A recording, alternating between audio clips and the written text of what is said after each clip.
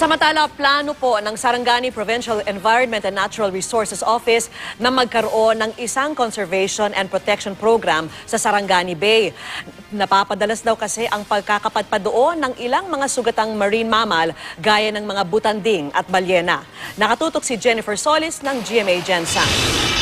Nababahala ang Provincial Environment and Natural Resources Office o PENRO ng Sarangani sa halos magkakasunod na pagkakapadpad ng mga marine mammals sa dalampasigan ng Sarangani Bay.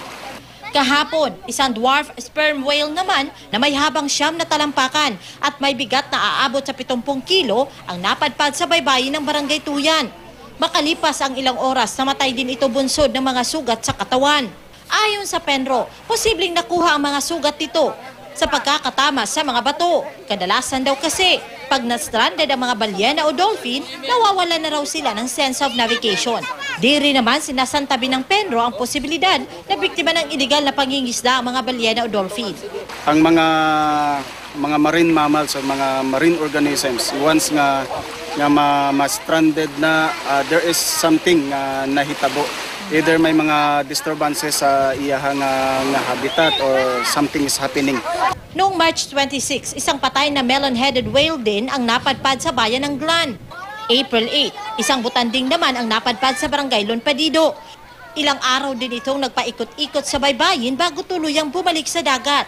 At dito May 20 lang, isang sunfish ang namatay matapos mapadpad sa dalampasigan ng Barangay Labangal sa General Santos City.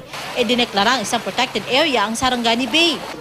Aminado ang PENRO salat sila sa mga pasilidad tulad ng isang lugar kung pwedeng marehab ang mga stranded na mga marine mammal at iba pang mga instrumento na makakapagbigay ng impormasyon para mapag-aralan kung bakit madalas ma-stranded ang mga ito sa Sarangani Bay.